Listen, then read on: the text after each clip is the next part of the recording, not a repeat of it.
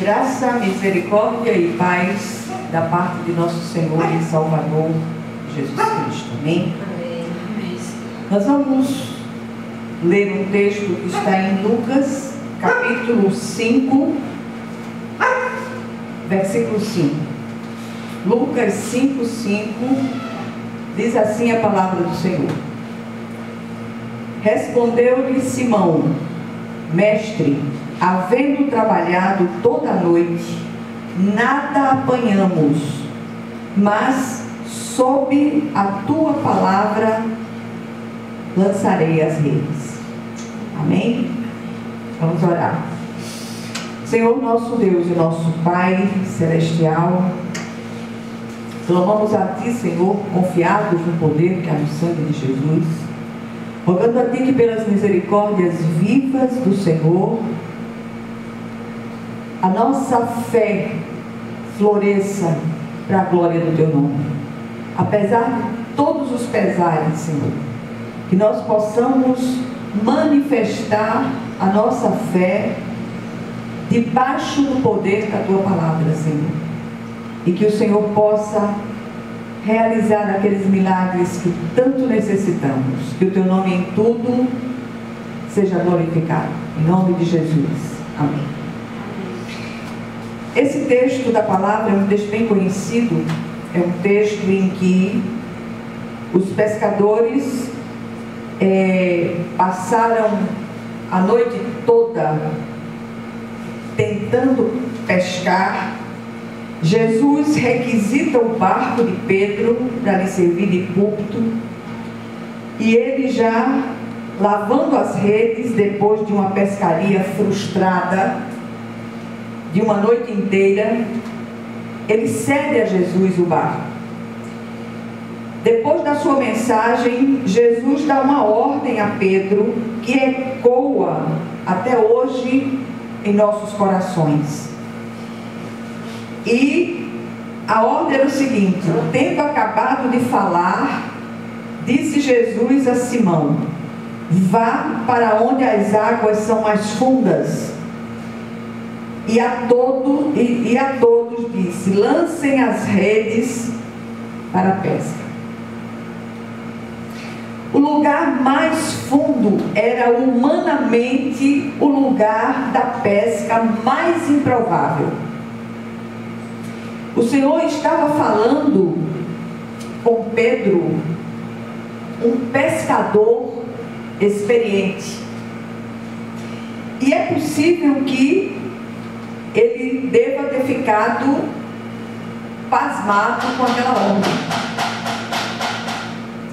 O texto mostra que a hora do poder da fé é a hora do fim das possibilidades humanas. Eu queria que você guardasse isso no seu coração. A hora da manifestação do poder da fé é a hora do fim das possibilidades humanas. Esta é a hora do milagre. Esta é a hora que o Senhor faz acontecer. As redes da nossa fé são lançadas nas águas profundas do Espírito Santo de Deus, não nas águas rasas das possibilidades humanas. A gente está vivendo um tempo em que as possibilidades humanas têm estado cada vez mais infrutíferas. Como tem sido difíceis determinadas coisas acontecerem do ponto de vista humano. Mas quando a gente cessa de olhar para as possibilidades humanas e coloca o nosso olhar, foca o nosso olhar nas infinitas possibilidades de Deus, as coisas começam a fluir. E é interessante que as coisas, quando vêm da parte de Deus, são possibilidades que nem sequer cogitamos. Em segundo lugar, a fé se manifesta sob o poder da palavra viva de Deus. O Senhor, Ele se manifesta a nós de várias maneiras. É tanto que a palavra dEle, em sua palavra, Ele é chamado por muitos nomes. O Senhor dos Exércitos, o Jeová Sebaote, Ele é chamado de o Jeová Nissi, o Deus que é a nossa bandeira. O Jeová Rafá, o Deus que cura. Mas a mim, pessoalmente, Ele tem se manifestado por toda a vida como Deus do impossível. E isso aconteceu a partir do surgimento desta pequena comunidade, que nós começamos orando pela conversão e pela libertação do alcoolismo do pastor Malta. Até os crentes mais velhos da família diziam assim: você está perdendo seu tempo. Isso aí é um alcoolismo de uma vida inteira. Eu disse: olha, no dia que eu achar que o Deus ao qual eu estou servindo hoje, Ele não pode mudar essa realidade, eu deixo de servir.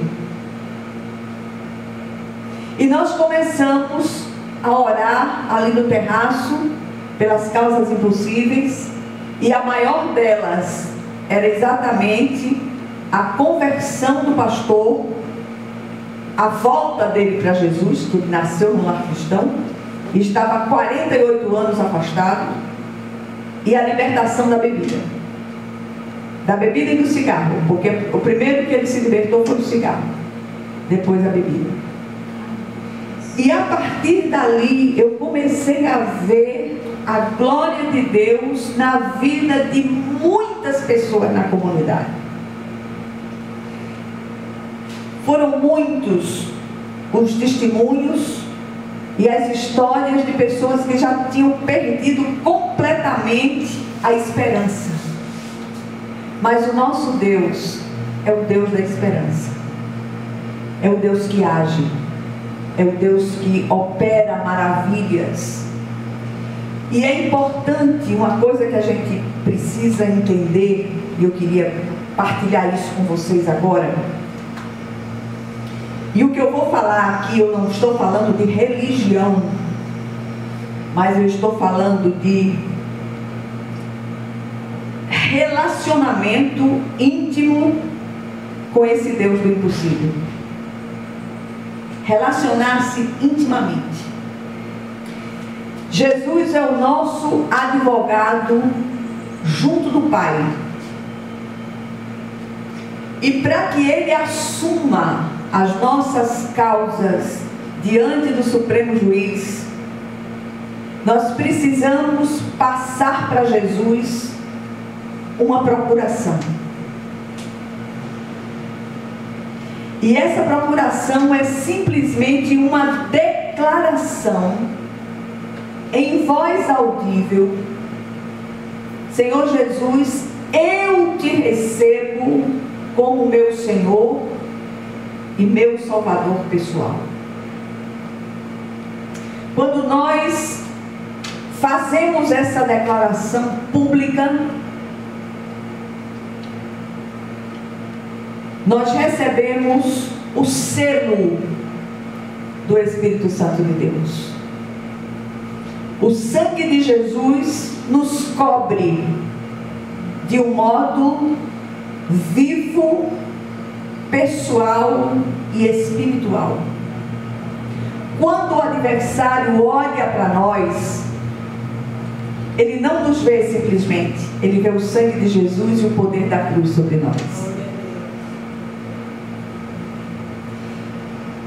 E para que você faça isso, você não precisa fazer porque você está indo na minha conversa. Mas é preciso que você se deixe ministrar pelo Espírito de Deus, você se deixe persuadir pelo Espírito de Deus. E é simples assim. Outro dia eu vi uma mensagem linda de um padre, não me lembro o nome dele, é um padre da Canção Nova, e ele dizia exatamente isso. Eu fiquei muito feliz de ouvir aquele padre falando a respeito da grande procuração universal passada por nós para o advogado dos advogados, que é Jesus Cristo justo. Pensem sobre isso. E se quiserem conversar depois sobre isso comigo, a gente conversa, não precisa ser agora. Em terceiro lugar, o passo de fé gera resultados visíveis. Quando o Senhor mandou que aqueles discípulos levassem o barco para águas mais fundas e lançassem as redes, o que aconteceu foi surpreendente. Porque quando o Senhor dá uma ordem, sempre acontece aquilo que é surpreendente. Estar aqui hoje é um milagre de Deus. Eu estou em pé aqui, as pernas estão muito trêmulas. Eu passei esses dias todos na UTI. E por mais bem tratada que a gente seja ali, há uma fragilidade, há uma fraqueza. Foi uma como é que eu posso dizer? Foi uma infecção violentíssima. O nível da infecção foi altíssimo. E eu disse: Senhor, sob a tua palavra, eu subirei naquele culto. Em nome de Jesus. E aí a gente para algumas considerações. Primeiro, um dos grandes equívocos daqueles que desejam habitar o universo da fé é achar que quem a possui não experimenta momentos difíceis de angústias profundas, enfermidades graves, de perdas e dores. Muito pelo contrário. Precisamente nessas horas que a nossa fé é provada e aprovada. Tanto precisamos de fé para enfrentar as dificuldades e nos livrar delas, quanto para vivenciá-las como propósito de Deus para a nossa edificação e crescimento espiritual. Estar aqui fazendo a obra de Deus há 5 meses da morte do meu marido não é fácil. Não tem um dia que eu não choro.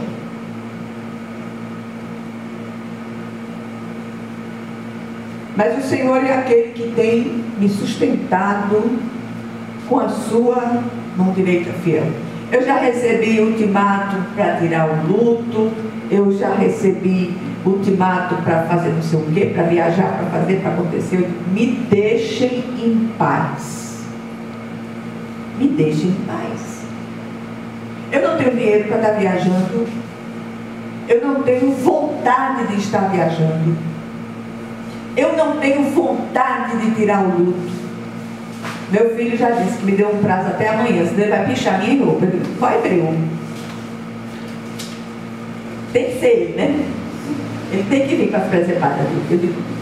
Aí quando foi essa semana, eu estava com uma camisola preta com um matinho verde. Ele disse: pelo menos está com um matinho verde. Eu digo: fique na sua, não é da sua conta. Conheço pessoas que oraram a vida inteira para se livrar de um espinho na carne e não foram livradas. Contudo, foram visitadas por Deus com graça suficiente para suportá-lo até o fim, sem esmorecer. E o mais importante aqui é não perder de vista que, como servos de Deus, podemos passar sim por todo tipo de aflições. E a gente, ao mesmo tempo que encontra pessoas empáticas, pessoas agradáveis, pessoas acolhedoras, como algumas médicas e médicos que eu vi, que eu passei agora nesses dias. Foi assim, maravilhoso demais como o Senhor usa essas pessoas. Ao mesmo tempo, fui a um cardiologista, um velho com cara de doido, que esse infeliz desse velho, quando eu cheguei lá, ele disse assim: o que é que a senhora tem? Eu pensei que ele ia daí. Aí eu disse: se eu soubesse que eu estava aqui, né? Aí eu cheguei e disse: a senhora passou por alguma coisa? Passou por algum problema? Eu disse: eu perdi meu marido, está fazendo 5 meses. Aí ele chegou e disse, aí ele levantou a cabeça assim: que idade ele tinha? Eu disse: 94 anos. Ele disse: a senhora queria o quê? Eu pensei que eu ia apanhar. Aí também não teve mais conversa, né? O infeliz me deu umas requisições de exames. Aí Valéria disse: eu vou procurar outro. Eu disse: amanhã eu vou fazer os exames de sangue. E ela já marcou outro cardiologista. Minha gente, pelo amor de Deus, cada luto é único. Não existe 2 lutos iguais, 2 histórias de viuvez não são iguais. As pessoas são diferentes, o relacionamento é diferente, a forma de lidar um com o outro é diferente. Mas as pessoas têm uma insensibilidade que eu só queria que vocês vissem. A médica que operou minha mama, eu estava com nódulo, ela estava conversando comigo, perguntando, puxando assunto e tal. Aí perguntou. Quando ela perguntou, eu caí no choro. Ela se levantou de lá e veio me abraçar. Entendeu? Então eu glorifico a Deus por essas pessoas, por esses instrumentos que o Senhor tem usado para me abençoar. E aí, o mais importante aqui é não perder de vista que, como servos de Deus, podemos passar sim por todo tipo de aflições. Todavia o Senhor manda que tenhamos bom ânimo, pois assim como Ele venceu o mundo, nos habilitará a vencer. Assim, nem toda depressão será curada, nem todo câncer será extirpado, nem toda perda será sanada. Contudo, o Senhor tem propósito em todas as coisas. O grande pregador do passado, chamado Charles Spurgeon, ele disse certa vez num sermão, ele disse o seguinte: eu sofro de depressões tão profundas que jamais gostaria que vocês experimentassem tal estado de infelicidade. Respeita a dor do outro. Se você não tem nadinha para dizer, escute, abrace, chegue junto. Porque muitas vezes tudo que aquela pessoa está precisando é simplesmente de um abraço. Ou então de você ficar ali perto, escutando. Quem perde alguém quer falar no assunto. E nem a perda dos meus pais foi tão significativa como a perda do meu marido. Aí a gente pensa, como assim? Spurgeon com depressão? Claro, ele era tão humano quanto Elias, Jeremias, Davi, você e eu. Em terceiro lugar, o texto citado fala daquela tentativa infrutífera de Simão Pedro de pescar sem nada conseguir, depois de uma noite inteira. A fé floresce sob o poder da palavra de Deus. Aliás, ela vem pelo ouvir a santa palavra de Deus. Pedro empreendeu todo o seu esforço. O texto diz que ele trabalhou a noite inteira sem nada conseguir. Mas eis que vem a decisão mais acertada dele: mas sob a tua palavra lançarei as redes da nossa fé. Nos dias que eu recebi alta da UTI, Eu recebi alta da UTI, acho que na terça-feira. Todos os apartamentos estavam ocupados. Todos. E o pessoal preocupado, porque eu estava na UTI me expondo. Eu já vinha de uma infecção violenta. Eu disse, não se preocupe que o senhor vai mandar um apartamento. De manhã, o apartamento foi liberado. Eu era a terceira da fila. E o senhor abriu a porta, o apartamento foi liberado e eu saí. Sob a palavra do Senhor, o apartamento foi liberado. Glória a Deus. Nossas redes precisam ser lançadas sob o poder da palavra de Deus. Precisam ser lançadas a despeito do nosso cansaço, da nossa frustração, do nosso medo e, sobretudo, das nossas inquietações mais profundas. É sob essa ordem suprema que as lançamos e saímos vitoriosos. E eu estou aqui para a glória de Deus. Em quarto lugar, nem sempre ao lançar as redes da fé, pescaremos o tipo de peixe que gostaríamos. É possível que não nos livremos de uma enfermidade grave ou de uma situação difícil, por exemplo, mas invariavelmente pescaremos força, firmeza, fé para atravessá-las, glorificando o excelso nome do Senhor. Conheci tantos servos de Deus e servas do Senhor que enfrentaram vários tipos de cânceres extremamente dolorosos. Outros viveram vidas inteiras com patologias emocionais das quais nunca se livraram. Outros ainda sofreram perdas irreparáveis do ponto de vista humano. Contudo, todos foram revestidos de um poder indizível e no meio das suas aflições mais profundas tiveram bom ânimo e venceram o mundo como Jesus venceu. Jesus habilitou a vencer. Assim, ninguém que lança as suas redes sob o poder da palavra permanece sem pescar nada. Haverá sempre uma pescaria que glorificará o nome do Senhor. O que nós aprendemos aqui, rapidamente, só para terminar. Primeiro, o Senhor se revela àqueles que se dispõem para Ele. Segundo, somos chamados a manifestar uma fé sob o poder da palavra viva do Senhor. Terceiro, os passos de fé geram resultados acima do esperado e surpreende a todos. Que o Senhor, Ele aplique essa porção da palavra aos seus corações, em nome de Jesus. Amém?